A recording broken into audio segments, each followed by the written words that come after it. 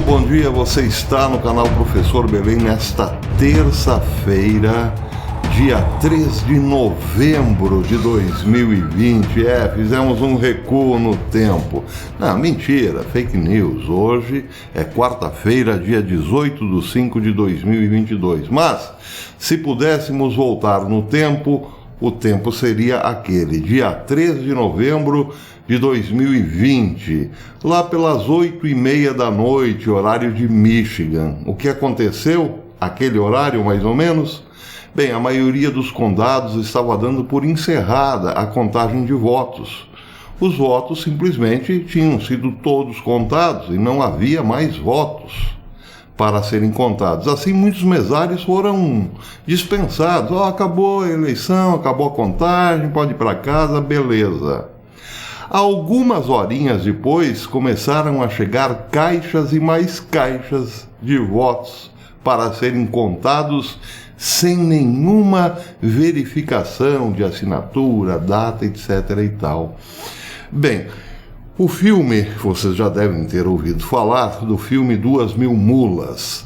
O filme mostrou exatamente isso, uma grande fraude eleitoral nos Estados Unidos. Porém, o Gateway Pundit disse ontem que o que o filme mostra é apenas a pontinha do iceberg. Mulas, nesse caso, são pessoas que foram pagas, evidentemente, para depositarem milhares de votos nas caixas de correio depois da eleição ter sido encerrada. Só que, como esta é a ponta do iceberg, o que está vindo agora, segundo o Gateway Pundit, é o seguinte: muitas testemunhas oculares da história estão se encorajando e vindo à tona para dizer exatamente isso. Olha, na minha sessão eleitoral, o que aconteceu foi isso: o pessoal foi dispensado e depois de algum tempo começaram a chegar caixas e mais caixas de votos. E os presidentes das mesas e das sessões mandavam aqueles poucos funcionários, os poucos mesários que ainda estavam nos recintos, a contar os votos ou simplesmente contar as folhas, por assim dizer, computando, claro, a votação maciça em Biden. A eleição já estava encerrada e os votos chegaram de madrugada. Esta é a denúncia mais grave desta semana, acrescentadas, claro, ao filme documentário 2.000 Mulas, que já é gravíssimo. Entre vários depoimentos, a Gateway Pundit cita, por exemplo, a corajosa denunciante de Detroit, Jessie Jacob, que testemunhou que caixas de depósito de Zuckerberg, ora, vejam vocês, eram enviadas para as sessões que já estavam às moscas, de hora em hora. Disse também o Gateway que, segundo Jacob, havia cédulas para serem processadas no departamento de eleição de Detroit depois das 20h30 da noite de eleição, quando já não podia ser contado mais os votos.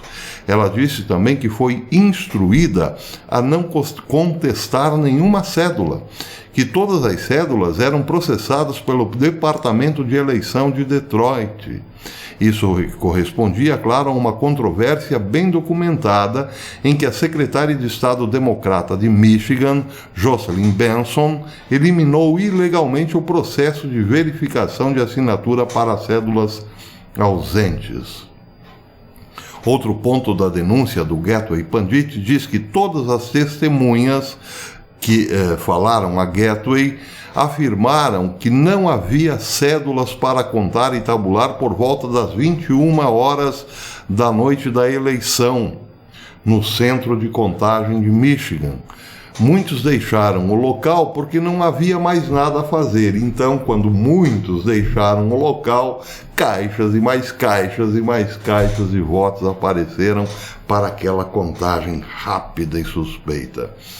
Todos os outros condados de Michigan, exceto o condado de Wayne, e 3 outros que se inclinaram fortemente para Biden, já haviam relatado seus totais na noite da eleição. até às 20h30. O condado de Wayne foi, suspeitosamente, o último a relatar seus totais eleitorais.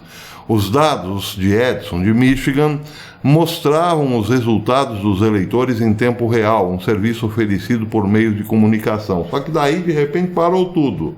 E mas muito tempo depois, quando a contagem voltou a ser feita, Biden misteriosamente estava na frente de Donald Trump.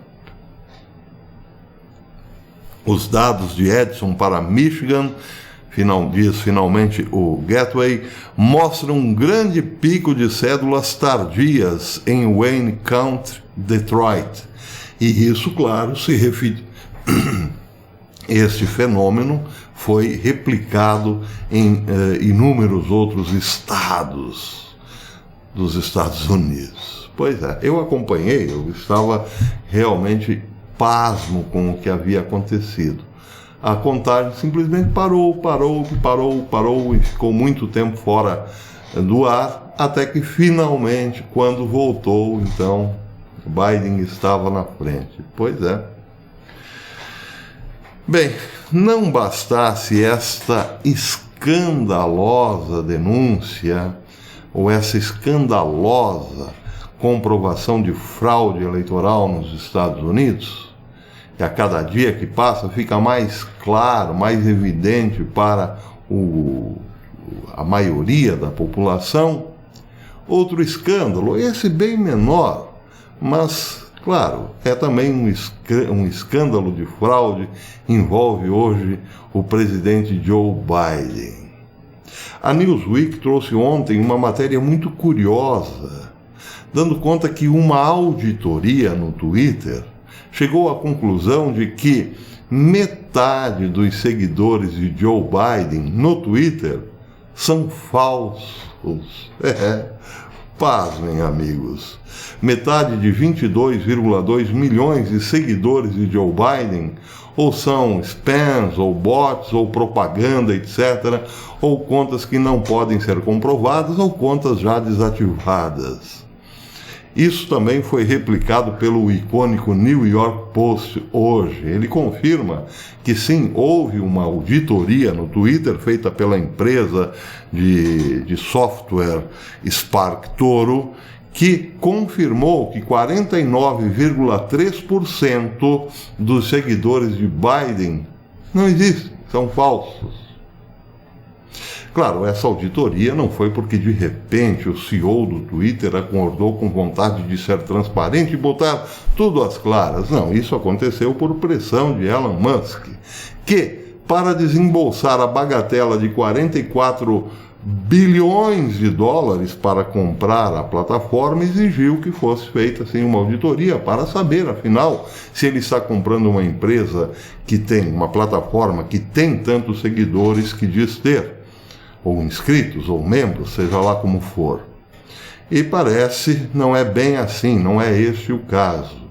É claro que Elon Musk pode, nesse momento, declinar da sua própria oferta. Não quero mais, porque esta mesma empresa, SparkToro, descobriu que até mesmo a conta do próprio Elon Musk está um tanto quanto suspeita de ter 70% de seguidores fake, ou 70,2% de seguidores fake.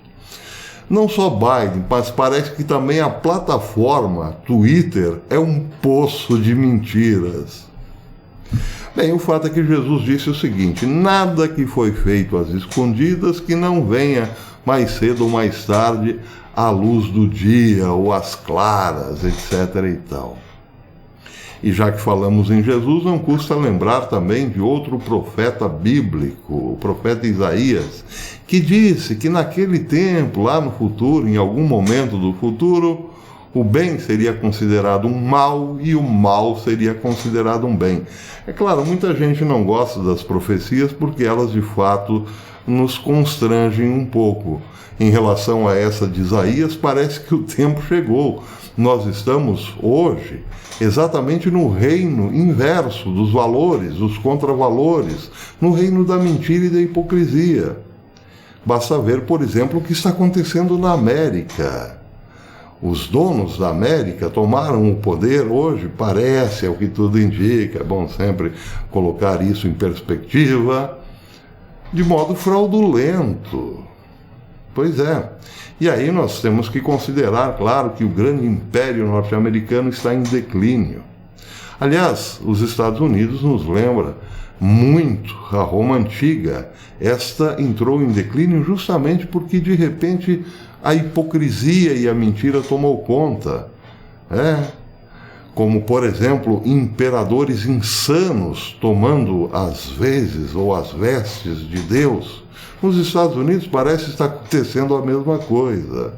Lá não importa mais a verdade, o que importa é o poder de manipulação.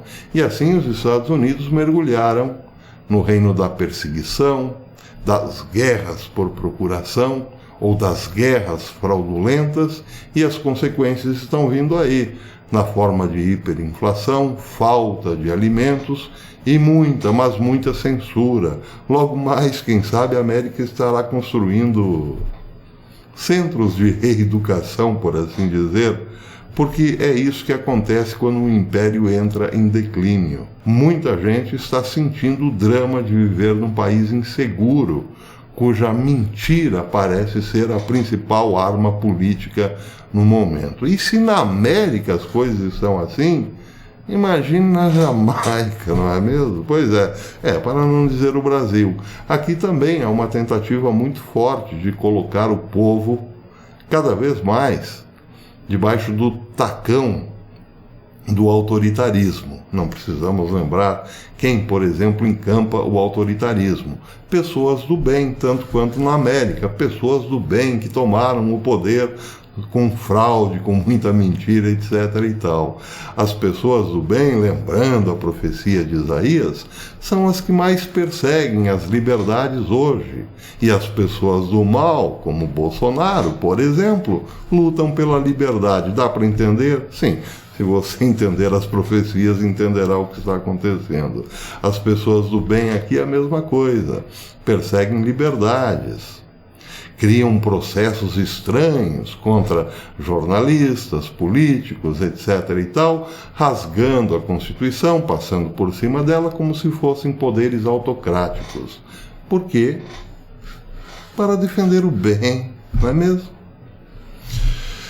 Bem, e por falar em defender o bem, o presidente Bolsonaro ajuizou notícia-crime no Supremo Tribunal Federal ontem contra o ministro Alexandre de Moraes.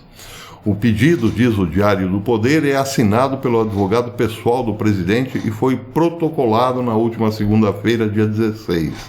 A ação endereçada ao presidente do STF, Luiz Fux, pede que Moraes seja investigado por infringir 5 artigos da Lei de Abuso de Autoridade ao presidir o inquérito número 4.781 que investiga as supostas fake news. A notícia crime contra o ministro Alexandre de Moraes cita, por exemplo, que após a Polícia Federal ter concluído que o presidente Bolsonaro não cometeu nenhum crime, durante uma live nas redes sociais onde tratou sobre as urnas eletrônicas, o ministro Alexandre de Moraes insiste em mantê-lo como investigado. A ação do presidente movida contra Alexandre de Moraes cita os artigos 27, 29, 31, 32, 33 da Lei 13.869/2019. O artigo 27 é o seguinte: requisitar instauração ou instaurar procedimento investigatório de infração penal ou administrativa em desfavor de alguém à falta de qualquer indício de prática de crime, de ilícito funcional ou de infração administrativa, que é o caso, como o presidente bem lembrou. A Polícia Federal diz que não houve crime, mas não importa, vamos continuar investigando. fere diretamente o artigo 27. Mas o artigo 29 também, prestar informação falsa sobre procedimento judicial, policial, fiscal ou administrativo com o fim de prejudicar interesse do investigado, o que de fato também aconteceu. O artigo 31, por exemplo, estender injustificadamente a investigação, procrastinando-a em prejuízo do investigado ou fiscalizado. Artigo 32.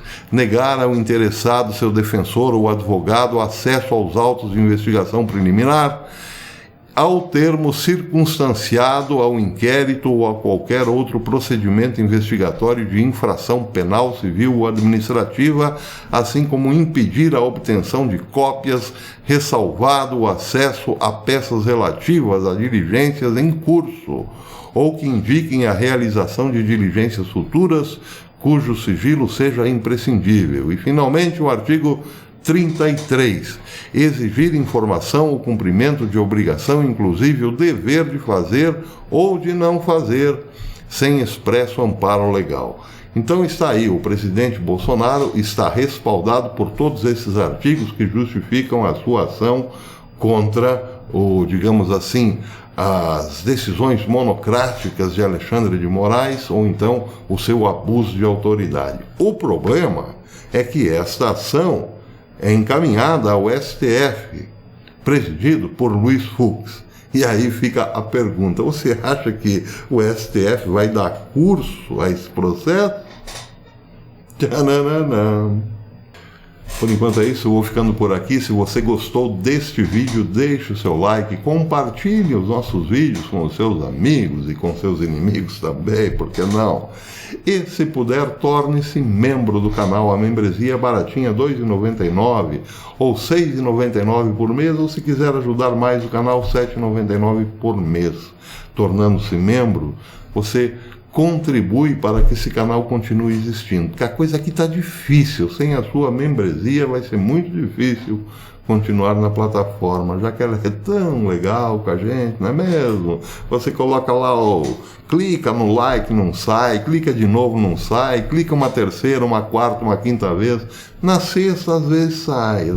Então não deixe de clicar no joinha, no positivo, beleza? Então é isso, até depois, se Deus quiser.